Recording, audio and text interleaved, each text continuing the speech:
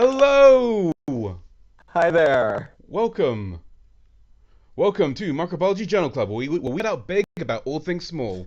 My name is Danny. In a previous life, I was infecting skin I grew with MRSA. Nowadays, I'm a fact checker for pharmaceutical advertisers and the president of Biotech Without Borders, a nonprofit based in NYC dedicated to aiming the public with the tools of biotech. My name is Faz, and I have a PhD in microbiology. I've worked on bacteria, and I've worked as a research integrity specialist, and I'm currently working for a scientific journal. Every week, we meet to talk about microbiology, and today we're doing an overview of some of the coolest microbiology papers that we've seen during the week. And at the end of the month, we'll be selecting one of the papers that you voted for to do a deep dive in. So make sure to pay attention to @microtwjc, and if something has caught your eye, tweet us to let us know if you want us to take a look at it. Yes, actually, the votes came in, and we have to do a runoff. There's a tie between two papers that we put up for vote. One is the Microbial Inc. paper, and the other one is linking plasmids to their hosts for antimicrobial resistance. So as Faz said, check us out on Twitter and Mastodon, and we'll see those runoff polls appear shortly.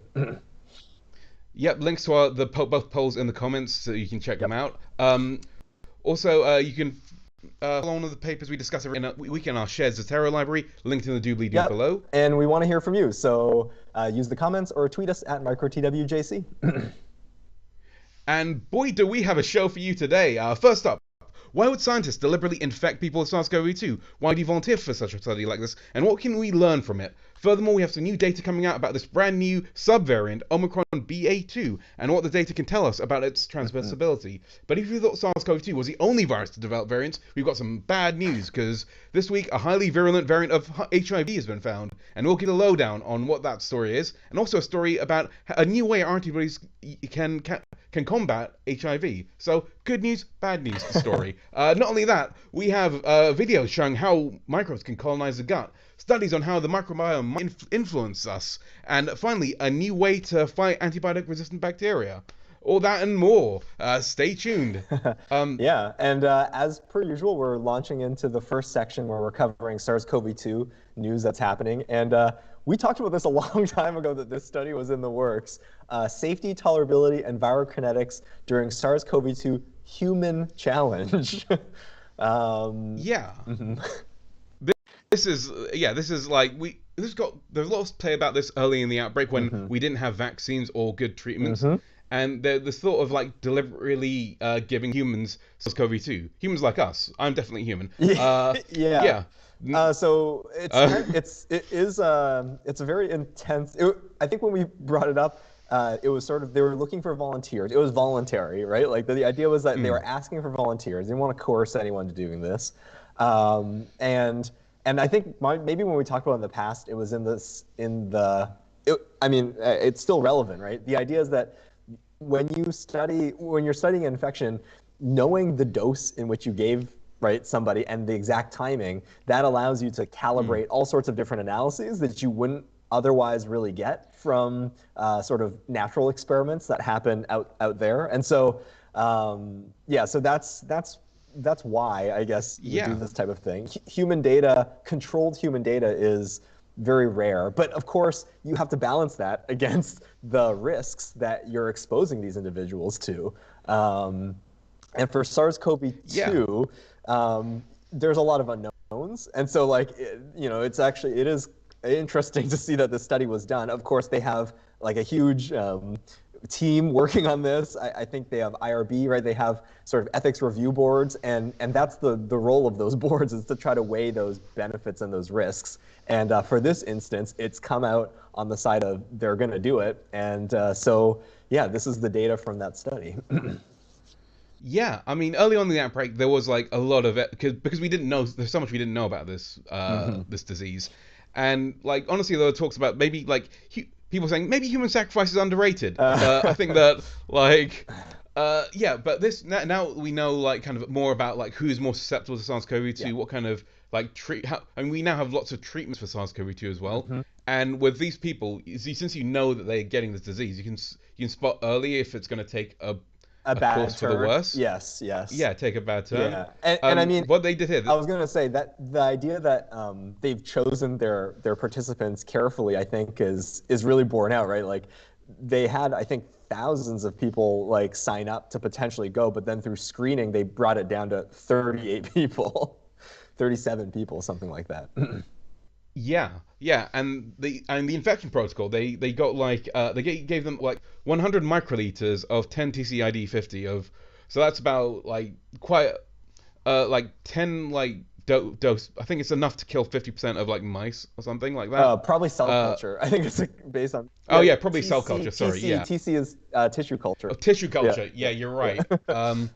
Yeah, they give 100 microliters per. It's like 0.1 mil, which sounds like it's small, but if you get that up your nose, it's still going to be a little bit uncomfortable. Yeah. But then this is where it gets interesting, because afterwards they were they're made to like lie down on their back, supines, and to inhale it, and then 20 minutes they were in a sitting position with a nose clip, making sure the maximum amount of content, like maximum amount of it gets in there. So Yep. they don't like dribble out.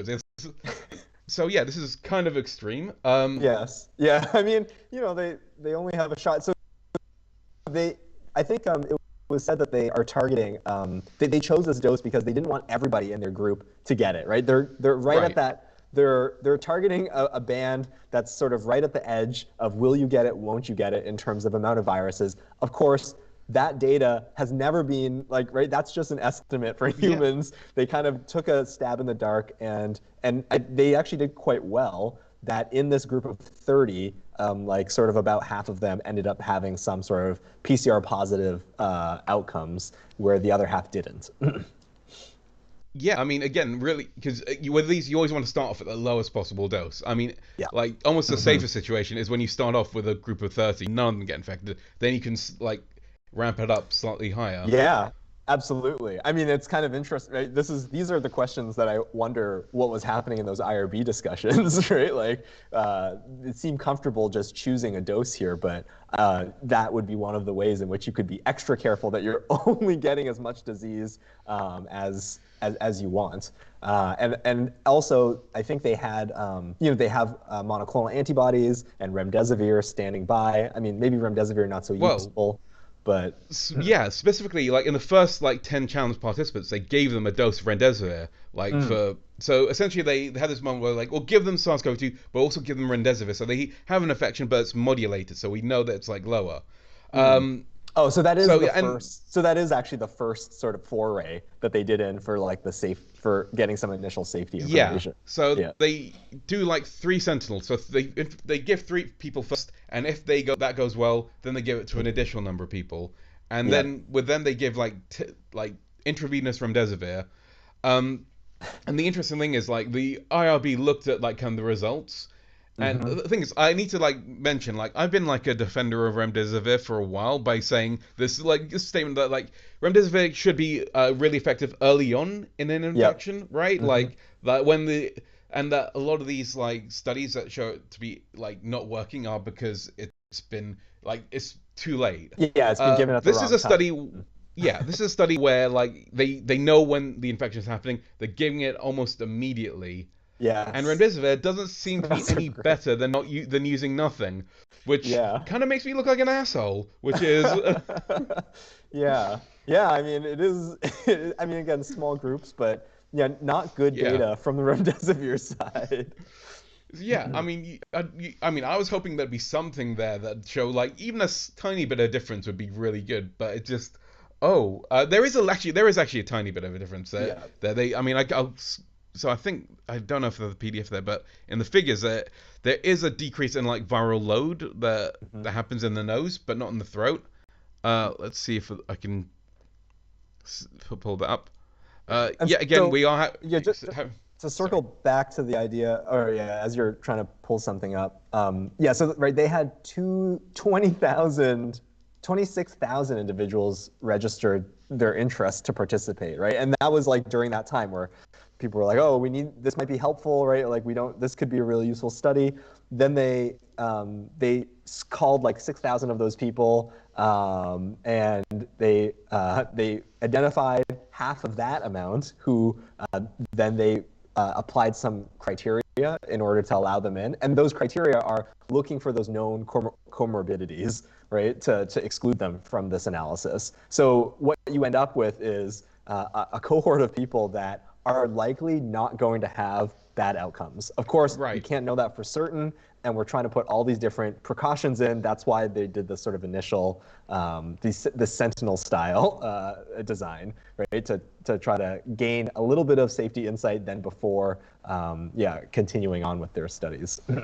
You found it. You Yeah, found I found it was hidden supplementary material, but there is a difference if in the I think in the throat of like the slight difference and again, this is like only in a limited cohort of people. That's how I'm going to weasel my way out of this. I'm going to say, oh, this small study. Maybe remdesivir still works. Well, I mean, we always knew it wasn't the best, though, right? Like both from Yeah. the bad timing and yeah. So, anyways, it's a tool and it's out there.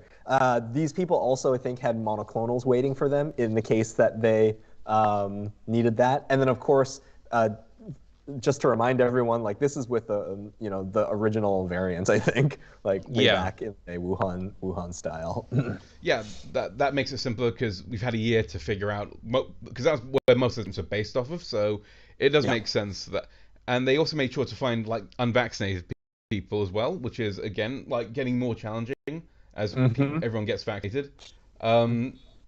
Yeah. And I think in the discussion they do say that because of the results of this study, like they're moving forward with other studies, including vaccination. Like actually, to me, that would be very interesting to see. Like because again, I don't know. It's kind of it. You know, I was listening to the This Week in Virology coverage on it, and Vincent thinks that this was not unjustified. But of course, like it's a community of scientists, right? Different groups of scientists will think different things. And like we have the data in front of us, so like that's why we're speaking about it. They spoke about it as well. But it's interesting, right? Like because you can think there is the opportunity to get a view of infection, especially early stages of infection, we wouldn't have otherwise. But again, like vaccines are this super useful tool, and there's sort of large scale observational data that we're able to bring in now to sometimes learn some of the things that we would have learned in this instance. But yeah, anyways, let's continue finding things. There is another like interesting counterfactual because around 50% of people got infected, but I'm quite interested in the other people who didn't get infected with those, like whether there's any differences in their immune system, trying to figure out whether they got the infection and managed to fight off really efficiently. Is that kind of calls back to the RNA polymerase paper that we talked about a while back, where like some people who didn't show any symptoms were immune to this SARS-CoV-2 polymerase, which crossovered with a bunch of coronavirus stuff. So I mean, there's a lot of potential. Oh yeah, I see what you're saying. Yeah, it's like like if because now that this study was allowed and like this sort of experimental model, if you will, right, is out there in the world. Right, asking those in-depth questions about immunology, those early immunological events, we would have these answers that we right now are fighting through noise in some ways to get noise both from using animal models or noise because we don't know the exact dose that that an individual comes in with SARS-CoV-2. Yeah, I mean, there is a lot of ethical concerns here because I mean, now it's out there. I'm concerned that because this was a very narrow cohort of like people who are very unlikely to, and they were monitored to make. But I'm concerned that people will read this and not appreciate the threat of SARS-CoV-2 because of it.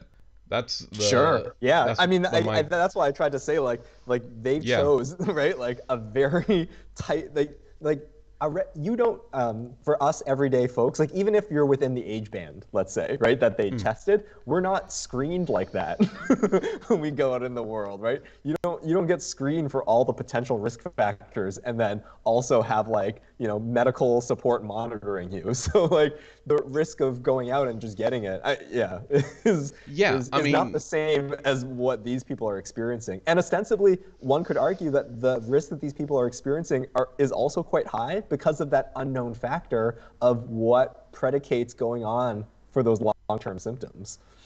Yeah, if completely. Right, Long COVID is another kind of thing that isn't acknowledged in the study, probably because they might still be like following up on that. But that's another risk out there. And like again, yeah, I mean, 2 out of 3 people in the UK are overweight. I mean, that's a Yeah. pre-existing condition. So I mean, we have to Hmm. kind of Hmm. keep an eye on this sort of research Yeah. because think about the counterfactual where they were people who were infected with SARS-CoV-2, and what if this experiment went the other direction where they all got severe infections? Then we'd be having a very different conversation, even though they did pretty much the same thing. Totally, totally.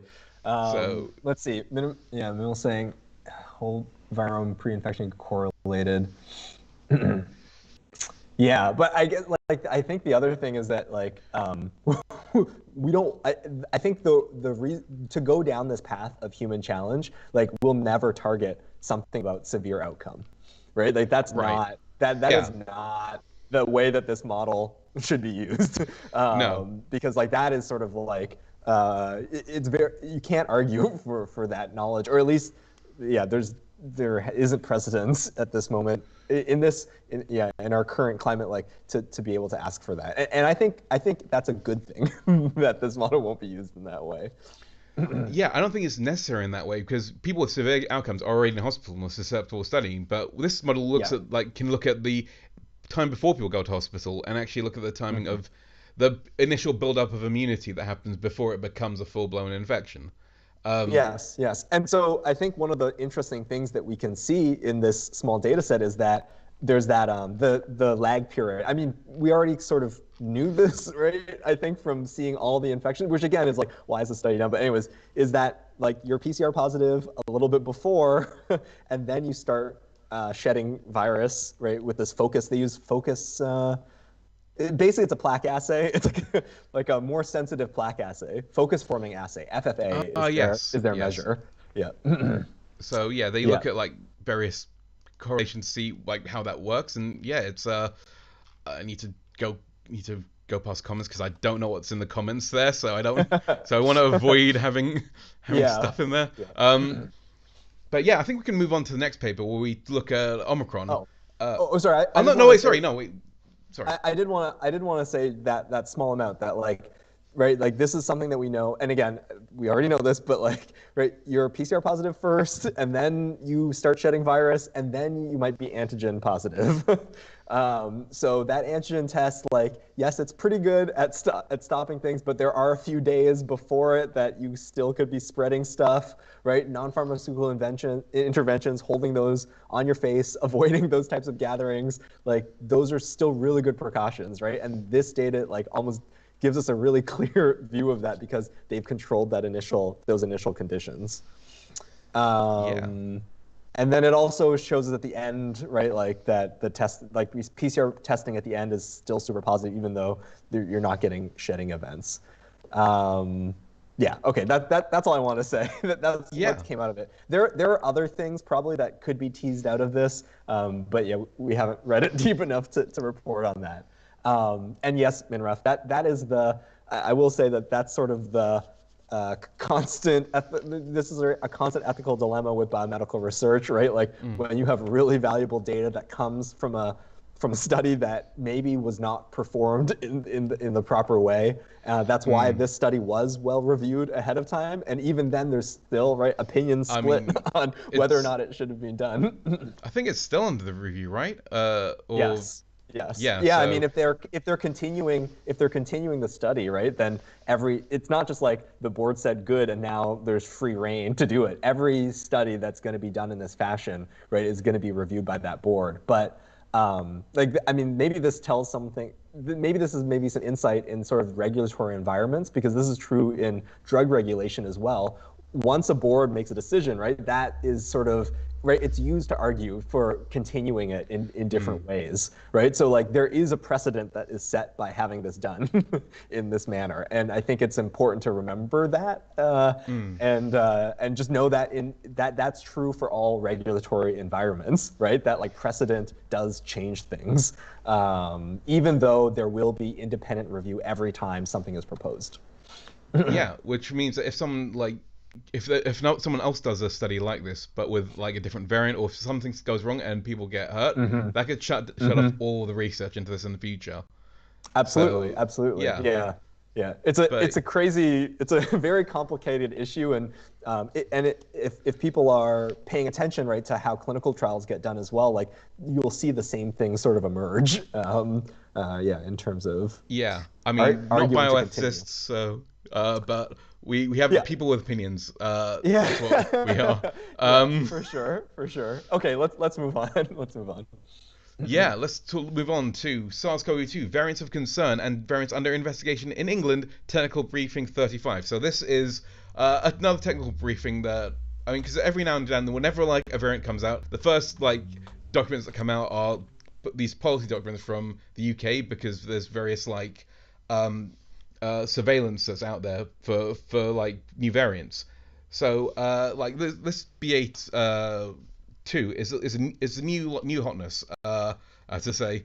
Uh, Uh-huh. so let's go down to some graphs because this Yeah. again looks Yeah, at so like this is the like, surveillance. right, like we should expect this from the amount of Omicron that's infected everyone. No way is that the same, right? Like there's going to be genetic variants in such a large infectious event, I think.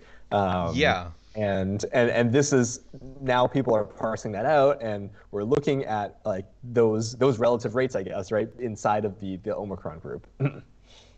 yeah. So figure one, this is like cumulative cases in England of variants indexed by days, and based on this, you can so the big like steep green line, that's Omicron, and the dotted yellow line is just down here. That's the BA2, and this is a logarithmic graph, and it's to give you an idea of how quickly things are growing.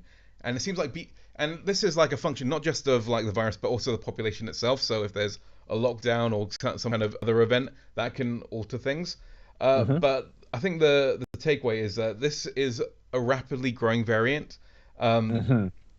and based on their like the data they're gathering at the moment, it seems that it is slightly more infectious uh, than like the Yeah. major Omicron variant, and the major Omicron variant is currently approaching like 1 million cumulative cases in the UK by the looks of it, Yeah. which is Yeah, that's uh, the solid green line, right? yeah, solid Yeah. green light. Solid It's green line versus dotted red line. yeah, well, it's even more subtle than that. It's a dotted yellow Oh. line. Oh, It's it's the yellow line. yeah, we caught Yeah, yeah. BA2 very early. I see. So I mean, in terms of like prevalence, we've got this like shows the prevalence, and like the big green stuff, that's all Omicron, and then in this Hmm. this little yellow thing that's finding its way through, that's Oh, yeah. BA2, and I think it's Gotcha. yeah. So we've caught it very early in England. It is so I think there's another graph down here that shows how much because this is very UK centric. But if Hmm. they were like looking in other countries, like in because I know in Denmark, so I think this is yeah, this is like the GISAID sequences, Hmm. and all the like blue ones here are from Figure eight. Denmark. Yeah, figure eight. Yeah, figure eight. Yeah, and then there's a bit more from United Kingdom, and then some more from like Singapore. But and the thing to keep in mind when looking at this graph, when looking at cancer sequences, it is as much a test of how good the government are at going out and grabbing sequences as it is the Yeah. prevalence of the disease. So I think Hmm. we've seen with Omicron, especially like Denmark, have been very alert on like releasing sequences and Yeah. transmission data on it. Hmm. Um, so I think Small population, strong scientific infrastructure. I'm just thinking like in the Staph aureus field, I also associate Denmark with like doing really good about like antimicrobial resistance through veterinary and hospital transfer. yeah. So I mean, one of the things that is unique about this is it's got that it doesn't have the deletion at 6970 that Omicron has. So Mm. it doesn't have that S gene dropout that is used to track Omicron. But on the Hmm. bright Or side, because can be dirtily used to track Omicron. yeah, that can be. Yeah. But like then again, there's this counter thing that's happening, which is quite useful. Is that since Omicron has taken over everything, it means that now Mm. whenever a strain doesn't have an S gene dropout, people are now assuming that's BA2. So Mm. it comes in waves. It's yeah, it's The, unfortunate. Yeah, well, yeah, I see what you're saying. Like the usefulness of S gene dropout is sort of like dictated by what the prevalent strain is, and then the relation of the presence or absence, right, of that locus to the prevalent strain. So, right, when we were experiencing Delta, which didn't have right, which had a intact S gene, the dropout was useful to see that increase in Omicron. Now that Omicron is here, the presence of S gene is useful to see potentially this this variant. Yeah, exactly. So this tells us a bit. I mean, there is some talk about like secondary attack rates, but I think there's another paper that's come out on BA2 that brings in a bit more detail, which I'm going to talk about next. Yeah, let's move to that one.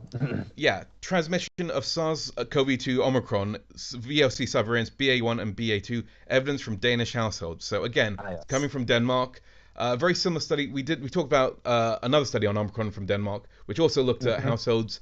And in the same way that do here, they looked at secondary attack rates. Back then, they were comparing it against Delta and Omicron. Now they're comparing different strains of Omicron with each other.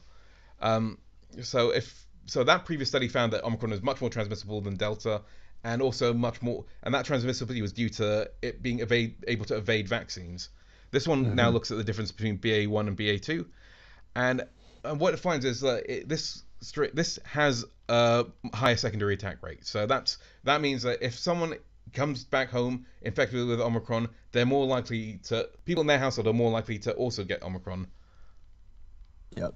Yeah, so this is the type of data that households are so good. Household studies are really good at collecting because you have very well-defined contacts, right? In the household, you guys are everyone in that cluster is a contact, right? Is in contact with each other, and yeah, so from that we're seeing this preliminary evidence again that the variant is perhaps more transmissible. Yeah, and also like other tidbits for this are quite interesting. Where at the end of 2021, BA2 was around 20% of all Danish SARS-CoV-2 cases, and in week 2 of 2022, that's I think within literally 2 weeks, it went up to 45%. So it is out competing Omicron in certain situations. So and the things that they find are that it's so this is a look at the probability of testing positive, and this kind of indicates transmissibility. And so we see BA2 is in red, and the probability of testing positive is I think a percentage higher or something like that. And yeah, a couple of percentages higher. This figure doesn't have great. Okay, right, 39 versus 10. So it's about 10% higher across the board. So that 10 percentage points across the board. I don't know about how it branches out into the full probability, but it just seems like it's intrinsically more infectious, but not actually that much more resistant to vaccines. Yeah. So let's. Yeah, I think the hypothesis that comes. I don't know if it was in this paper or the last one, but I remember going over the line. The hypothesis is it could be a viral load thing. Maybe you have more viral load. Yeah. I think that might have been in the previous paper. Okay, right. Anyways, so just throwing that out there, Yeah, no, that's but again, right. There's no direct evidence for what I just said, right? That's just right. This is again authors trying to interpret what they're seeing. Yeah, that's true. I think here what the main thing is that fully vaccinated there is so fully vaccinated here is the baseline. So that's kind of our zeroed out line. Unvaccinated, you see say 10% or 20% more people infected, and then under the baseline we've got people booster vaccinated, and boosters vaccines can have quite a much bigger effect on have a positive effect on you. I get mixed up because you're trying not to get disease, and boosters help you not to get the disease. That's what I'm trying to say. Yes. Yeah, boosters help you not get it as much. And again, that we have sort of strong mechanistic understanding of what that might be, right? It could be because of those elevated neutralizing antibodies for that amount of time, but that doesn't last, right? You're still protected from severe disease because that's a more long-lived phenomena. Lots of stuff we've talked about for a long time now, but seeing it in relation to a new genotype. Yeah, so I mean that kind of highlights me that that these two aren't immunologically unrelated. That maybe So the big Omicron's Is like there kind cross of protection? This is the yeah. question. Is this the That's a question question? that hasn't been answered yet, and that's the Yeah. question I'm waiting for. Because if there's cross Hmm. protection, then BA2 won't like create another peak. It'll just be Right. like taking a bigger chunk of what would be Omicrons. And overall, that means that the whole Omicron like kind of subvariant will be able to infect more people because it's more transmissible. Yeah. But like, it's not But it going. won't. Yeah, it won't like. Yeah, for folks who already got it or whatever, and I assume behavior, right? Like behavior might change, right? If once you've gotten Omicron, you've recovered. Yeah, we don't know yet whether or not that means you would get this again, but hopefully not, right? You're thinking some because they're not that distinct on the immunological side in terms of the susceptibility, right? Yeah. So Yeah. right now we're climbing down from the peak of Omicron, and what this will do is probably make that peak slightly more shallower, and we won't like have like as quick a drop to normal as we're hoping. Hmm. Hmm. But hopefully not a second peak. Well, I don't. We can't say. Not from this data. We know we can't say. I mean, that's Yeah, my we can't hope say. talking, not necessarily what the papers are saying, Yeah. because papers aren't really saying much about that. So that's the end of our SARS-CoV-2 coverage. But we are. Absolutely. But we have some more fear for you if you'd like, because if you like that sort of thing, because we've got this study about a highly virulent variant of HIV-1 circulating in the Netherlands. Now, I think I need to go right off the bat. This is it's been discovered now, but it was circulating quite a lot in previous years. So this is Yeah. part. Yeah. This is If you like pull us down yeah. to figure one, you can see that like the graph in which that they're seeing the big difference between survival, right, between these two, like that is measured on years at the bottom Yeah. of those graphs, right? They're seeing this effect 14 years after they've been monitoring this whole time.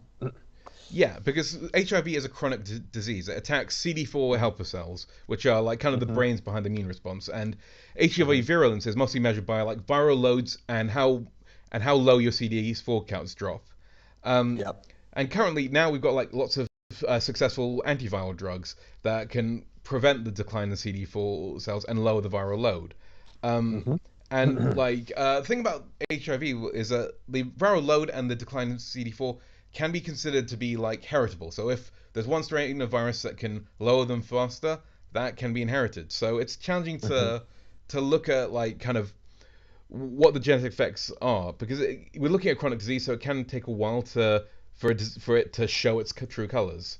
So Yeah, this I mean, it's made even more complicated if we think about how, like, what are the exact sequences of what's being actually like it's a retrovirus, right? So it's integrated into some cells and then it comes out as RNA, right? There's over this long amount of time, there's also going to be evolution within those genotypes. Yeah, I mean, there's even evolution within the host, which is why, Yeah. like, I think HART, highly active antiviral, they like, so when sometimes like a variant will become like resistant to one antiretroviral and you have to swap out to a different one. At least that was, Yeah. but now like I think there's been much more like good antiretrovirals have come out. There's Um, just a lot of them. yeah, There's a lot of antiretrovirals now, yeah, for HIV. and because HIV for a long time was almost like a death sentence, Hmm. people were paid a lot of attention to it, and this is a product of that effort, where like it comes from like a Yep. long-term cohort study called the Beehive Project, which like takes data from HIV cohorts from all across like Europe and Uganda, and it uh, and I think the key thing is like it tries to ensure people that the date of infection is well characterized, Hmm. so they get the idea of like how it progresses. And what they did was I think they identified a group of 17 individuals with a distinct subtype variant of HIV, and Hmm. I think in there they kind of like noticed that it was reaching like a specific level of infection much faster, and that this strain might be more virulent. That like the CD4 counts like start dropping a lot quicker than what they would in normal cases, and the viral load goes up higher. Um, Hmm. Yeah, so I guess I just want to point out like they're using a specific gene they're using a specific gene of HIV to do this relationship mapping, right? But mm, like I guess because that gene doesn't change a lot, that's why they're associating with a single variant, if you will. But like within infection, like we sort of you could have all sorts of things happening during the infection, just like in the nature of the way HIV replicates.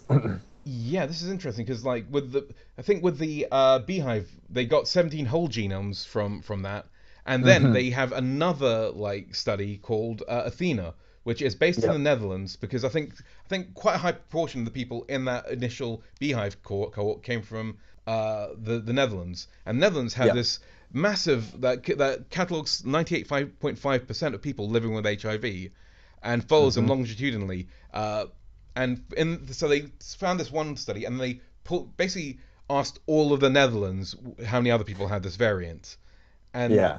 pulled Yeah, out they that try to data. correlate. They got their initial identification right using whole genomes, and then they sort of were able to choose a chunk of that was I guess most identifiable, and then find a larger cohort right to strengthen their data set. Yeah, and a lot of these data, I think what they found was like the people in certain cohorts already had much lower CD4 cells than people would expect when being first diagnosed. Hmm. So they're almost Hmm. immediately given like treatment. So a lot of so these lines are very straight because I think they're predicting how bad it would be if they didn't have diagnosis.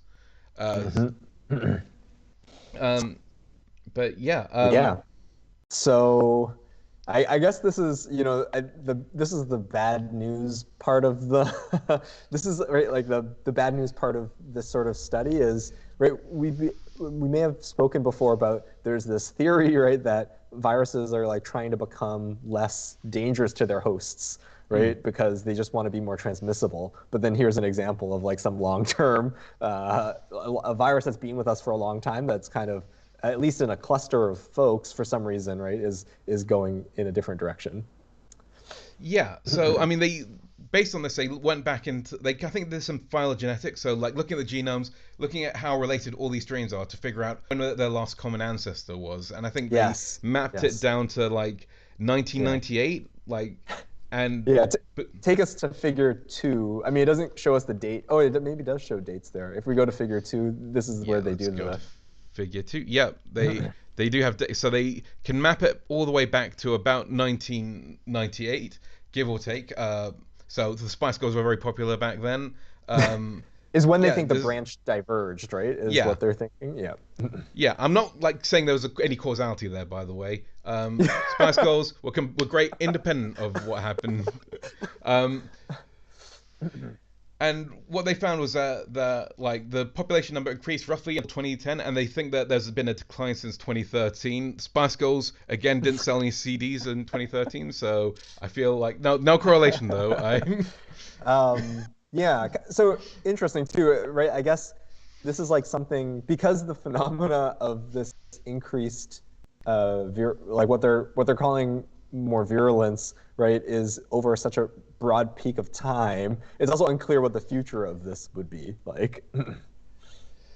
yeah, I mean it's because it's like is being tracked down like so Yeah. intensely in the Netherlands that I are getting the data from there because it's being so I think the worry isn't so much. I It's mean it's they not. also like traced a thread in Yeah. Switzerland as well, and found it went into a dead end that like Right. that yeah that because Switzerland also has a very intense system. So they found that there was a very small cluster in Switzerland, but then it kind of burned itself out. Yeah. I guess like maybe the idea is not thinking about yeah, it's not thinking about like what's going to happen with this particular variant, but that it's possible, right, within the diversity of HIV to find these or like right, like these variants can emerge from the diversity of HIV. But I guess like with your point about Switzerland, not always, right? It could like I mean, they don't. I mean, if you have really good infection control practices, hmm. it is possible to shut down like diseases like this. Yeah. I mean, if only we had like another disease we could do this for, but who knows? Right, right. It does require a lot of cooperation. I mean, if you think about sexually transmitted Hmm. diseases, right? Like sort of that interaction between people is a lot more rare than sharing air, right? And like eating meals together. Yeah. Yeah, So I like that's a big part of also what makes something more controllable or not. Yeah. I think that's yeah, all I want to say about this one. completely. I think we've like run this down. I think this Yeah. is, but we have some hope on the other end. There's like another study called broadly neutralizing anti-HIV-1 antibodies tether viral particles at the surface of infected cells. Now, this is interesting because, like, broadly neutralizing antibodies come from, like, elite controllers, elite neutralizers that inhibit the majority of HIV-1 strains, and trying to figure out how these work can be really important for defining new treatments. And, like, they tend to, like, target conserved areas of vulnerability on ENV. So HIV is made up of, like, envelope proteins. There's, like, some capsid proteins. So envelope is on the outside, capsid is on slightly underneath that. They're various layers. Anyway, they want antibodies that target that protein, and antibodies can do a number of different functions. They can coat the surface of the virus, or they can direct complement to attack it. So complement are these angry proteins that live in your blood that can kill things. Yeah, punch holes or they can summon immune cells. Yeah. But with other viruses, they found that some antibodies can actually stop them from being released from infected cells. So they asked, could HIV antibodies do that? And if so, how? Yeah. So yeah, they did some like screening, and I'm gonna like skip down to like the best picture, I think. So I guess they got. So like the place where this information is sort of making an impact is like these elite controller derived broadly neutralizing antibodies are sort of seen as like really, because they're working in some subset of the population. Like the idea is, how do we elicit these in some sort of vaccine or something like that in order to have them be used. But in this paper, they're more investigating like, why are they so good, right? Yeah. You know, we know that antibodies work in all the ways you described, but why these ones, right? And in some ways, they're just adding something to a list of, you know, like there's a lot of good things about these broadly neutralizing antibodies, and here's another one. They observe this phenomena by microscopy. Yeah, electron microscopy, you can see that what happens is these antibodies can make the HIV virus clump at the surface of the cells to stop them from escaping. Yeah. And they did some tests because antibodies tend to like have like a fork. They have like two ends to them that can bind to things. So they test out like what happens if they have one end. One end will just bind to it and block whatever receptor it's binding to. But if you have two, then that leaves the ability to bind to another one that could be onto another virus, and so it ends up becoming like a glue. In fact, it calls it to agglutinate, which is, I think, the term. Yep. Yeah, it's so like in these images, like they have the broadly neutralizing antibody marked with a little chunk of gold, and so gold is like a metal. So when you shoot electrons at it, it's just black, and so all these arrows, they're pointing at those little dark dots. And that means that those antibodies are sitting at these interfaces between these clumped up virions. Yeah, and that's really kind of cool. Yeah, yeah. I think that's and then they go in and they like make a variant that, right, because of the antibody Y shape or whatever, they make a version that like doesn't have the binding capability on one of the branches, and then it doesn't, in their assay, it doesn't work as well. So like clumpy. I'll also say that I think there's like innate immunity inside of our cells that also has this mechanism, right? Like tethering or whatever is some innate immune protein that our cells make, and like when budding viruses like end up picking up one of those domains in its bud, then the other one remains in the membrane and it sticks. So it's just interesting. There's so many ways to do things in biology, right? Like, and they kind of, I don't know, converges in different mechanisms. I just thought that was interesting, like finding that antibodies can also sort of have this idea of just like clumping things together. Yeah, and I think that brings us to, well, the end of the panic session. I think now we're going into like talking about gut microbiology. So I think the next paper is quite a good one. High definition DIC imaging uncovers transient stages of pathogen infection cycles on the surface of human adult stem cell derived intestinal epithelium. And so this is actually, I would say, a methods sort of paper where we're investigating a new way of looking at cell culture models of infection.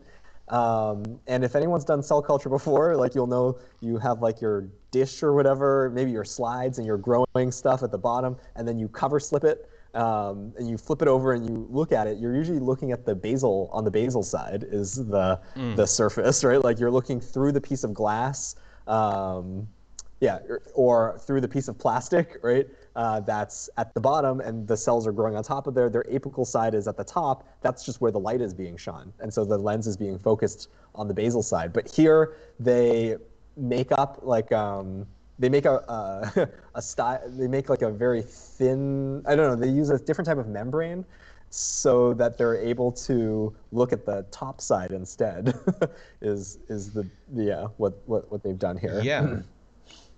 So it's apical. I can't remember. I had the acronym there, but I'm sorry. AIC, Yeah. apical imaging AIC. something. Apical imaging chamber, I think. Yes. Yeah. So Yeah. they got the, and they have like various ways of looking at it, and they also did some great stuff with stem cells to make stem cells form into like intestinal epithelial cells, which are like these finger-like villi that appear. And so like, we've got these like SEMs that compare them, what they get. Yeah, so you can kind of see the texture even in optical, right? And then they do the matched SEM, and like, okay, indeed that texture correlates with like these structures. And so again, it's like building this chip model, right? Model on a chip. Where you have intestinal epithelium now, it's sitting in such an orientation that you can image it using DIC imaging for as long as it lives in that particular configuration. And that means you can actually you can look at events, like you can take videos. You can take videos of what happens, like how are these bacteria moving around the surface. They look at bacteria, but they also look at protozoal infectious particle, Giardia. That's like a dirty water. It's a water thing, diarrhea-causing organism. Yeah, so they look at like how because this is a great opportunity to look at like how Salmonella and Giardia find the right place to attach at like the surface of the intestines. And because these are intestine stem cells, they'll behave quite a lot more like, I mean, one of the things they find, in fact, because I'm so glad you, the viewer, have stayed this long, because I want to reward you with some videos of this paper. Because so again, video is like a very very rich type of data set. So this is apical side video. So we're seeing the top, right? What would be exposed to the environment inside of our bodies in the gut. And we're taking video of it and seeing these organisms move around. Computer vision's gotten complicated and powerful. You can do particle tracking, and you can essentially look at the paths that these different bacteria take. Yeah, and like so, this like is showing some of the apical surface. They've also got this time, some time-controlled one where they just look at like the things that are moving in the image. So it isolates the bacteria because like they're the main things that are moving, but there is some background movement, so that can like cause a computer imaging software to get confused. So they did some more temporal median data is what they called it, and then they did temporal median squared data, so you can just get the bacteria. And so when you're reading the paper and you see these pictures, they're based off of this TM squared stuff. The power of algorithmic computer vision and being able to sift through some like perturbations in the image. Yeah, and I think one of the things that is quite key for Salmonella is its ability to make the surface ruffle on the surface of the intestinal epithelium. That's so good. I love that image. Here like they're doing it in HeLa cells, where they find that it can cause intestinal ruffling very like quickly. Like it basically like what the Salmonella does, it goes on top of the cells, starts injecting proteins that cause a cell to remodel and change shape. It's based on a secretion system that this particular phenomena. Yeah, and you can see here like it causes the entire thing to change shape and for it to eventually get internalized. Now you've got like some Giardia. So these are a lot more bigger and a lot easier to see because you've got the eukaryotic organisms, and they got these like these swimming like kind of flagellae. I think they're called. I'm not sure. I think they're flagella on these guys. I keep forgetting the difference between flagella, cilia, and other. So, but yeah, essentially what they're doing is they're searching around for a place to attach, and like it's in some places you can see like shadows where like they're moving because it's quite difficult to see them in the background here. Like there's this one dude who's like circling around. and this is like a really cool one because you guys this will focus in on salmonella, Hmm. like, and this is in like actual like intestinal epithelial cells. And what they found with intestinal epithelial cells is they're much less likely to cause ruffling than they would in tumor cells. They Mm. just use it to attach, but then they see this one bacteria who like is wandering around and they attaches to an apical cell and then divides into two, and then immediately starts one of the daughter cells immediately starts causing like some Yeah. ruffling that causes the intestinal Oh structure gosh. to like, yeah. Yeah, so like it split and then one of them, something happened though, right? Like it probably got absorbed into the cell, right? That moment. Yeah.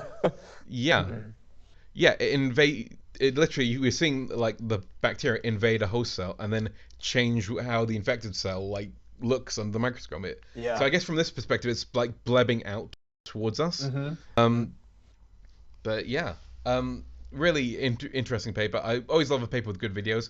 It, I mean, it is a shame it's in like a website that doesn't necessarily videos as well as we'd like it to. Um, Shout out to but Eli. yeah, it's Um, if you go to we're figure always three, shouting at me live. basically, Oh, this journal visual, yeah. if you go to figure three, they also have this. They're able to sort of like right follow the particles and say like what happens when a salmonella like chooses to settle down into a spot. Actually, it's these graphs underneath the images, Ooh, right? Like so, in each one of ooh. these, like as you were saying, they observed in the HeLa cell lines that they almost invade immediately, right? But when they look at the uh, intestinal epithelial style like stem cell version, they're calling enteroid monolayers. Those have like a Hmm. longer duration of time where like sometimes the salmonella kind of hangs out on the surface and then it detaches, but that only sometimes it results in an invasion. But again, like being able to observe this behavior in sort of a more realistic environment that we've seen it before, right? Like there's a clear difference between the complex morphology style tissue culture and the simple continuous cell lines version.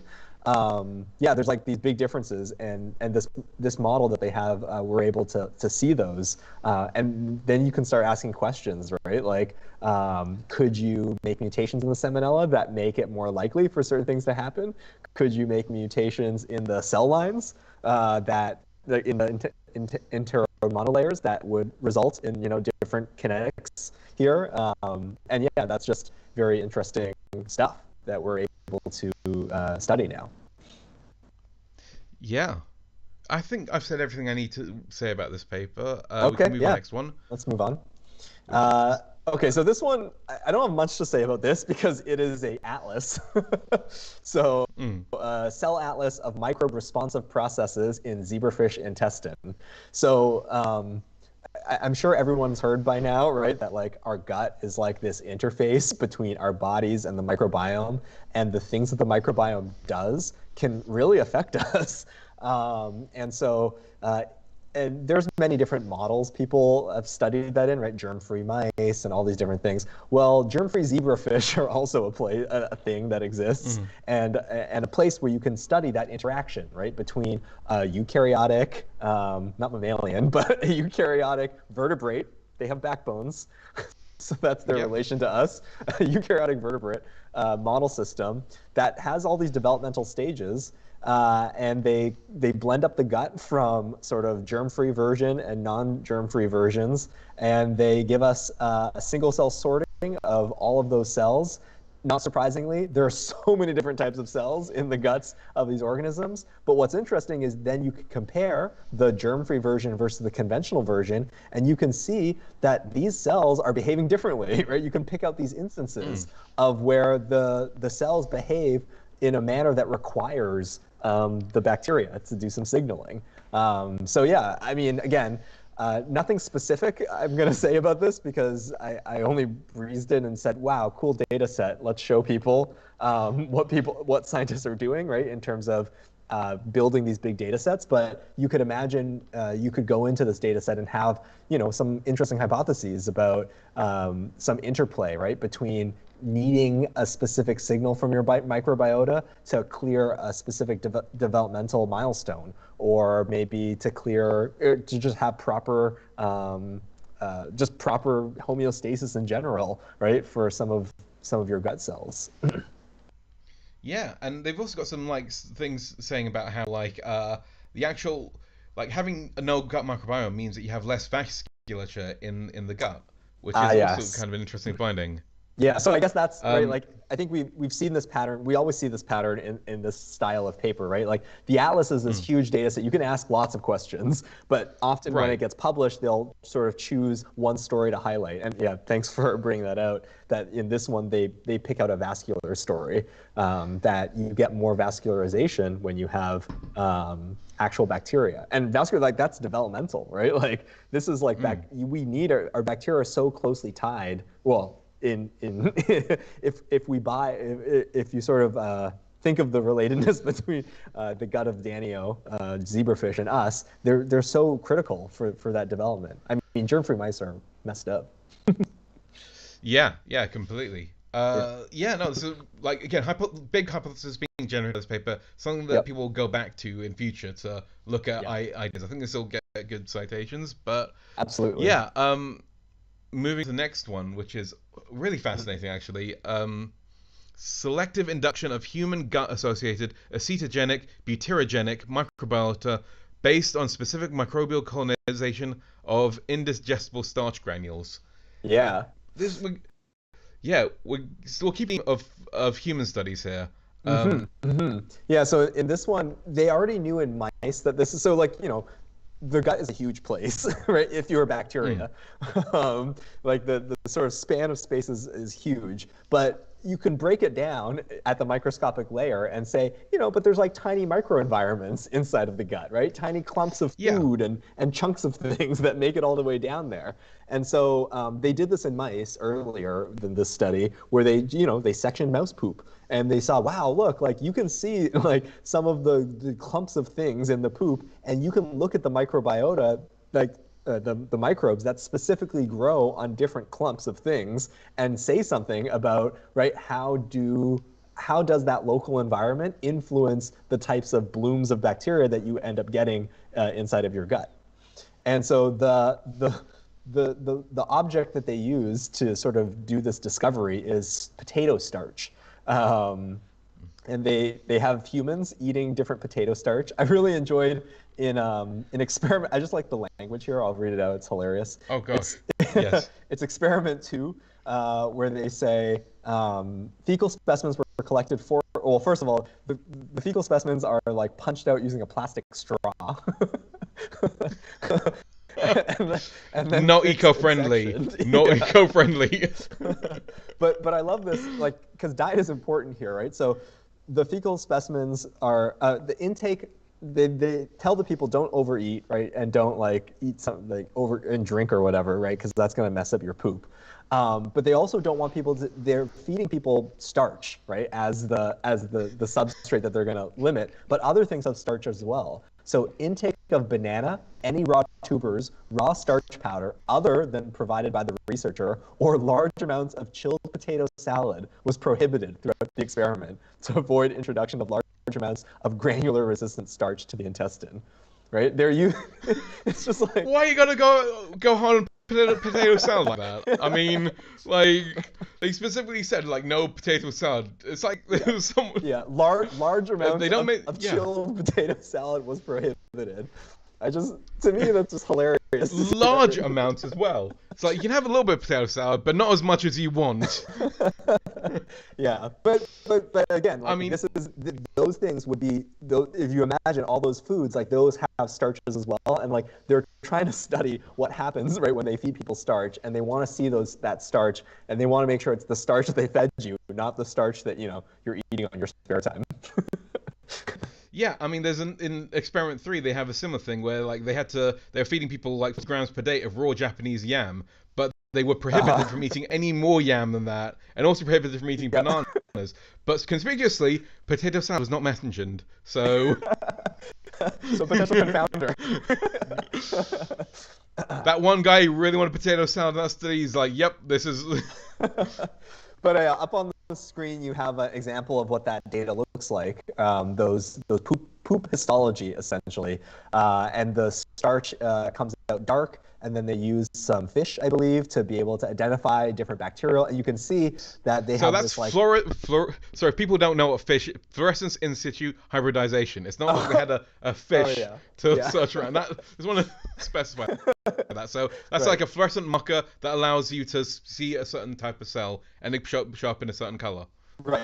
Right. Based on RNA, right? So this is like an identity-based thing, right? We're identifying things with RNA. We're also using fluorescent RNA to find out what's out there. And you can see that cyan halo around some of these starch granules. That is, I believe, a bifidobacterium of some sort. Oh, actually, it's actually two, right? There's no cyan group. The cyan is like a mix. Oh, no, it's genus Bifidobacterium. So they're able to say, like, this is the stuff that's living on these starch granules after they've passed through your body. So they narrowed it down from Bifidum, the genus, and then to this strain of Bifidum called Adolescentis. And so like those two singles merged because they like got both those species together. So and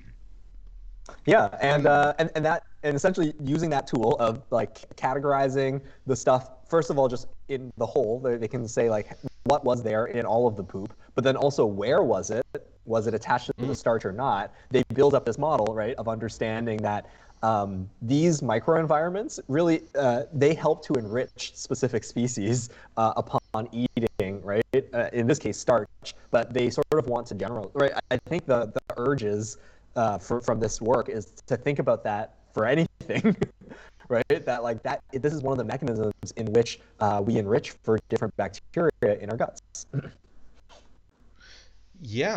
I mean, this is like very much interesting because like from a perspective of someone who just like exists in a house, who hasn't wanted to like put their poop under a microscope, apart from most people. But I mean, microbiologists, I mean, I assume most people would not want to do that. But microbiologists would be like, I have a microscope here. What can I do with it? I mean, just watch out for that fecal-oral route of pathogen transmission.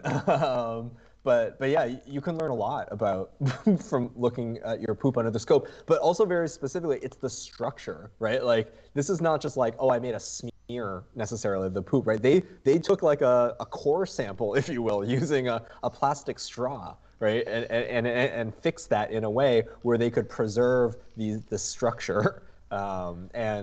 And I mean, that's like a big lesson that we should all internalize, right? And I hope we're helping people internalize as we discuss papers, right? From the bacterial perspective, is that like the environment for a bacteria is like so small that like all these things matter, right? Structure at this level is tiny, insignificant to us, right? Like we're changing the structure of these environments just like by wiping surfaces and mushing them between our.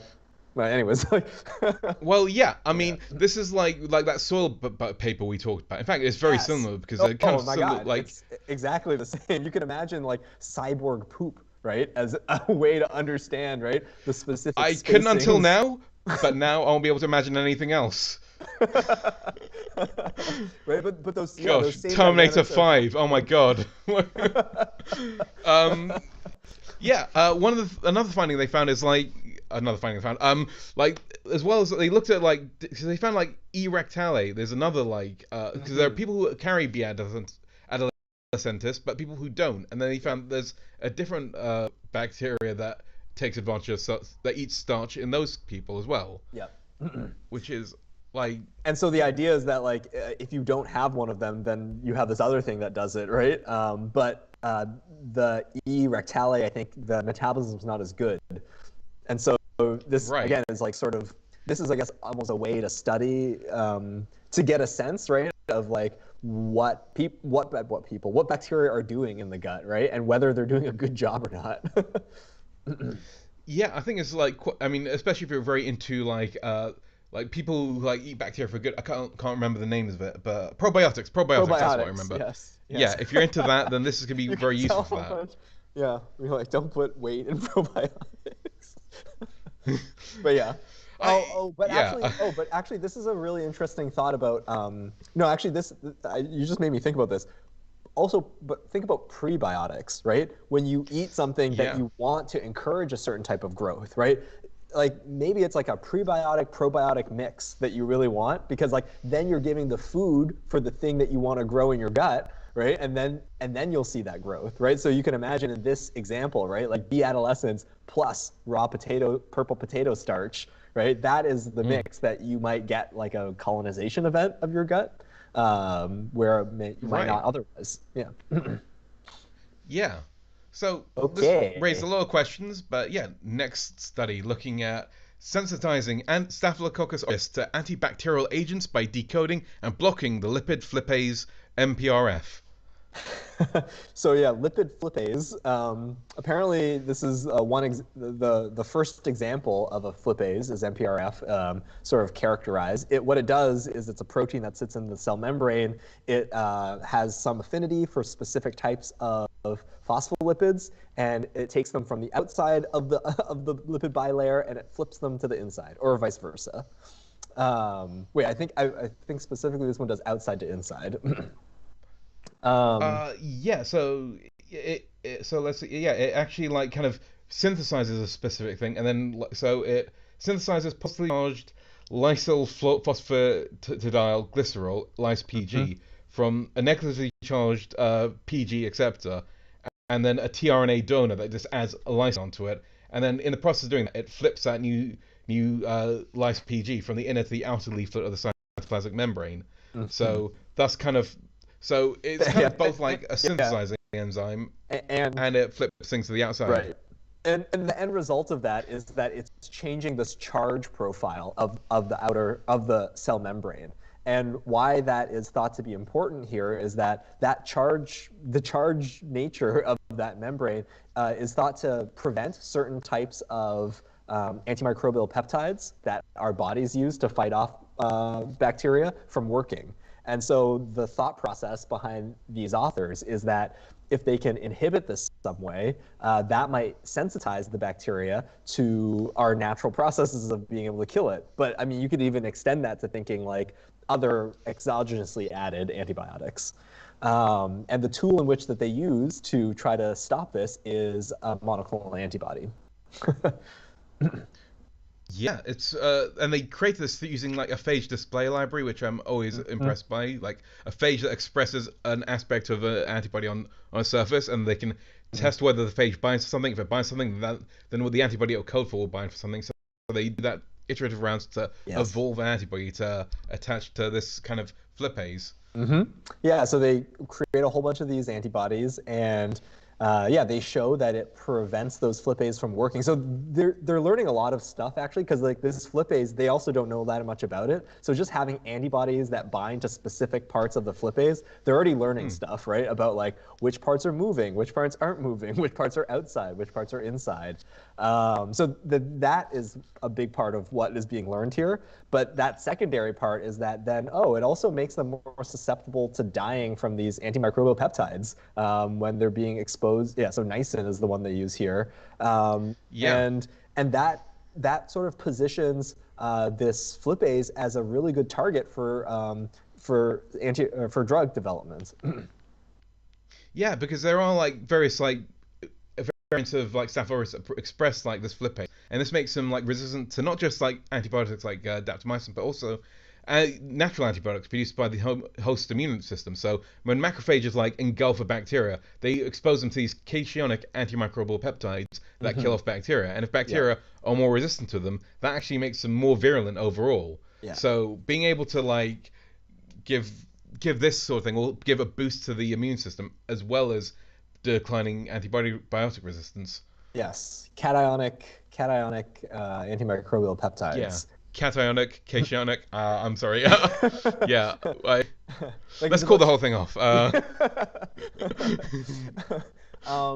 I don't. It's kind of. I find it fascinating that a monoclonal was used in this sense, just because staph is well known to soak up antibodies. And actually, specifically in the beginning of this paper, they use a strain of staph that isn't able to grab antibodies by the wrong end, protein A.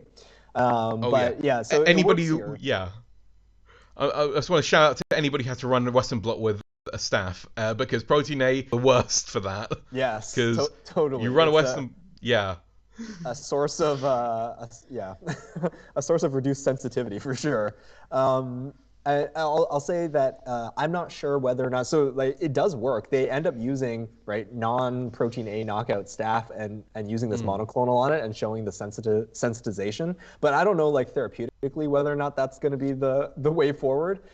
Interestingly, I think that this is just like an interesting example of a workflow where they're using that monoclonal and phage display right as the probe to kind of learn things about the different domains and regions of a protein.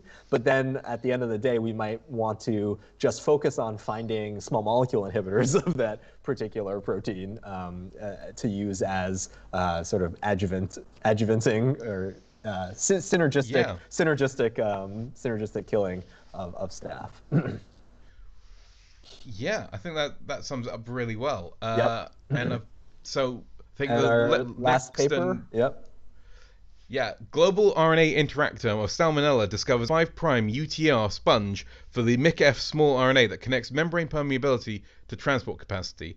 Now, I'm going to let you know up front that I was clickbaited in this article because they basically said programmable RNA antibiotics. And then upon reading this paper, it pretty much has nothing to do with that at all. But you know what? I'm glad that you picked it because it's actually, to me, it's a really interesting, you know, the tryptophan operon or whatever, like, it's like one of these types of things, the regulation story about like, how does a bacteria make sure that like certain things are in balance, right, on the cell, and just like a really weird mechanism in which that it works. Yeah. Yeah, so it hinges on this technology RIL-seq. Sorry, did you want to explain? Oh, no, you go ahead with it. Okay. Because I don't quite understand this technology either. So it hinges on this technology. You go for it. RIL-seq. So that's like, so there is a protein inside of bacteria, well studied now, does a lot of things in regulation, called HFQ, binds all sorts of small RNAs. And this RIL-seq just ligates RNAs that are close together and then sequences them. And then in the data analysis, they pick apart like, oh, okay, because all of these RNAs got bound together in a certain way, it means that they're attached, they're spatially close inside of the cell. And because they pulled it down using HFQ, like it creates an interaction network based on the frequency in which they see different RNAs ligated together. That creates an interaction network of these small RNAs that they must be interacting within the cell, because HFQ kind of indiscriminately binds RNAs in some ways. There is discrimination, but for this intents and purposes, we're kind of thinking it was indiscriminate. But it allows us to discover inside of a cell what small RNAs are interacting together. And from that, they build this interesting regulation story of how, I guess it's already known that like that this particular gene regulates another, but this is a new mechanism in which it can regulate that through binding, through the 5' UTR of one of them binding the region of another. Yeah, so you got this like protein called OMPEF, which is like a channel protein that allows like various bits of bobs to go in and out of the cell. And what the MIC-F does is it's a small RNA that like stops this protein from being made by interfering with the transcript. So you've got this messenger RNA that's about to make your outer membrane protein, and the MIC-F sRNA slams onto the edge of it and stops it from being made. So that's a pretty I just want to say like, so right, that's a one pairwise interaction that they're picking out when they look at this huge, right, like this diagram that we have in front of us. This is like the results of all of that like RNA ligation sequencing, right? There's this like huge cluster of different interactions that are going on, and they sort of pick out one of them. So like it's just a really interesting technique. In my mind, like to pick out this interaction network and then say like try to find something significant in it, and then follow up. What could it be doing? Is how they approach this. Like this MIC-F like OMP, like that's something that people knew about. But when they went into this interaction network, what they found was that there was also interactions with this other unrelated like kind of protein called OPE, and that's like weird. Like people didn't know like what things were happening there. And like, because like you'd assume that if MIC-F is binding something, it's a small RNA, so it's supposed to like block things. But when it blocks OPE is still transcribed, so it actually doesn't do anything to OPE. So what they kind of figured out through some clever So why is analysis. it interacting? Yeah, what's it doing? Because it basically doesn't seem to be doing anything to this, but it's an important function. And they figured out that the portion, because like you got like your mRNA, and there's a point where your ribosome starts transcribing stuff, and usually if you want to interfere with like an RNA, you'd target your sRNA to that point. But what this OPA was doing is not OPA. What McEffin was interacting a point far away from that, and they call this new area like OpX. And what they kind of found was that OpX is actually inhibiting McF. So what this is doing is it's controlling the expression of an sRNA by acting as a sponge. And what they kind of like through some they look at it and they find like that actually like this when you got like OpX somewhere, it's able to pull away, to drag away like RNA from your McF sRNA from like OmpF to it. So it acts as a sponge and sucks away all that like sRNA. Yeah, like it's like a double, right? It's a reinforcing pattern, right? A reinforcing regulatory structure to make sure that like like if this one OpA is being made, right? They want to also make they don't want McF to stop they don't want McF to stop making OmpF. And yeah, I mean, this is just, to me, it's like fascinating to see all the interactions, right? Just like the complexity of regulation that's happening here. It's like there's information flow, right, is coming in different directions to make sure that two proteins are in balance on the surface of, in the cell. Yeah, and that's kind of like where I wanted to leave that. That's a really neat paper. Nothing to do with our programmable RNA antibiotics, but still interesting. Yeah, more like a deep story on how bacteria might be regulating themselves. But yeah, actually, to me, I would love to put this up for a vote later. But speaking of which, remember, we have our votes going on. Please check us out on Twitter and Mastodon. We'll do a runoff vote between the last two. We hope that you've enjoyed, or we want you to join us next week for more cool microbiology news.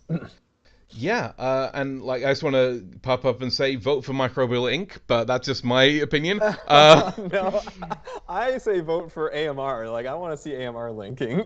Oh, I see. Well, in that case, we want to remind everyone that while we're very enthusiastic about microbiology and somewhat qualified, it's possible we didn't get everything right. Science is about thinking critically and asking the right questions. So if you have any questions or corrections, please let us know in the comments. I totally agree. You can reach out to us over Twitter at microtwjc. We both believe that peer review is a process that we can all participate in, so we hope you've had a good time listening to us to ramble about microbiology today. If you've had something to add or found something clear, just let us know. It's been a pleasure chatting with you, Danny. And also, like, Mastodon as well. We've got a link to the MicroJC Mastodon account as well, so you can vote through there. Don't double vote. That's cheating. But, yeah, it's been a pleasure chatting with you, Danny. Same here, Fuzz. All right, bye.